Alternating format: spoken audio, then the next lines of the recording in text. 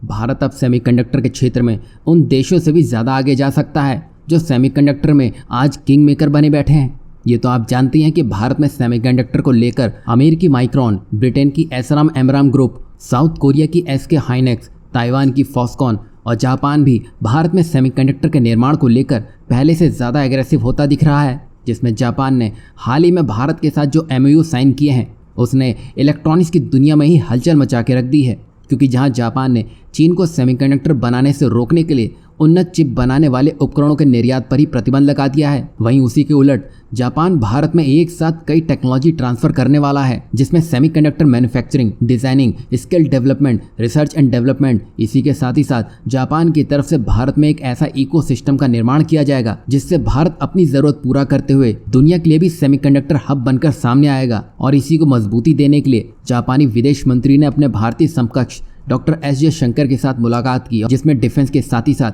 Semiconductor के क्षेत्र में भी बड़े विस्तार के संकेत दिए हैं, जिसमें जापान आने वाले 4 से 5 सालों में सेमीकंडक्टर इंडस्ट्री को लेकर $36 बिलियन का निवेश करने वाला है। और ये अपने आप में बड़ा इन्वेस्टमेंट रहने वाला है, क्योंकि इससे भारत सेमीकंडक्टर के मामले में अपने आप को उन देशों के बराबर लाकर खड़ा कर देगा जो अब तक इस इंडस्ट्री में डोमिनेट करते आ रहे थे। तो वहीं जहां जापान अपनी पूरी ताकत झोंकने में लगा है, तो इसी को और धार देने के लिए भारत में सेमकॉम इंडिया 2023 का उद्घाटन किया गया, जिसमें भारत द्वारा सेमीकंडक्टर मैन्युफैक्चरिंग प्लांट स्थापित करने के लिए टेक्नोलॉजीज कंपनी को 50% वित्तीय सहायता देने का भी ऐलान कर दिया गया है, जिसमें भारत सरकार सेमीकंडक्टर इंडस्ट्री को हर तरह की सुविधा देने के लिए अपने सारे रोड मैप क्लियर कर चुकी है। वहीं जहां भारत भविष्य को ध्यान में रखते हुए सेमीकंडक्टर की मैन्युफैक्चरिंग को लेकर सीरियस होता दिख रहा है, तो वहीं भारत जियोपॉलिटिक्स में भी अपनी पकड़ को मजबूत करने के लिए अपने कदमों का विस्तार करने में लगा है। जहां भारत अपनी स्वदेशी क्षमता के दम पर उन देशों को हिला चुका है जो आज से 2 से 4 महीने पहले तक